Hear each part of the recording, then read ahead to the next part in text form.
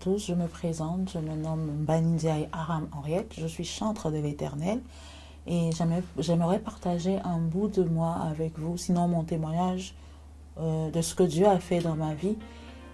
En 2002, je vais tomber malade, je vais attraper une hépatite B.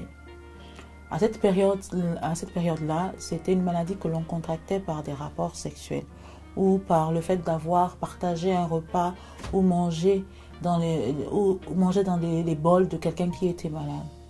Sauf que j'étais une enfant de 12 ans et à ce moment précis où j'étais malade, je ne connaissais pas les hommes.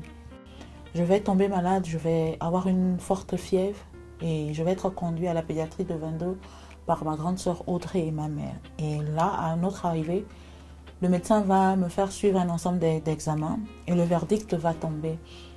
J'étais atteinte d'une hépatite B et qu'il était un peu trop tard et qu'on attendait simplement la fin, qu'il fallait attendre simplement la fin. Et donc je vais être hospitalisée, je vais être là sur mon lit d'hôpital, sur des draps blancs. On avait remarqué que le blanc de mes yeux était jaune, le bas de mes pieds, mes ongles, mes mains, tout ce qu'il y avait de blanc sur moi ou de transparent qui pouvait laisser apparaître une autre couleur que la couleur de ma peau avait jauni. Et toutes les 45 à 1 heure, il fallait changer les draps parce qu'ils jaunissaient. Et au cours d'une visite, je vais recevoir la visite de mon oncle Joël Ndjengouma et des jeunes de JPC d'AVA2.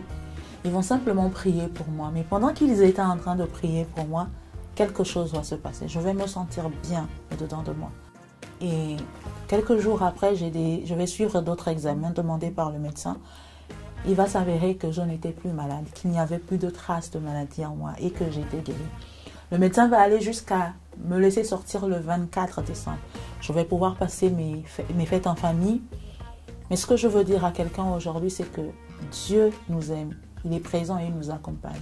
J'aimerais simplement encourager quelqu'un que, au-delà de ce que tu traverses, au-delà de ce que tu peux vivre en ce moment, Dieu est capable de faire. Il fait toujours. Il l'a fait au temps de Jacob. Il l'a fait à mon temps et il le fera à ton temps. Crois simplement que Dieu est capable de faire.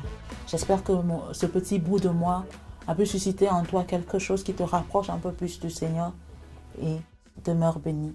Shalom. Il a fait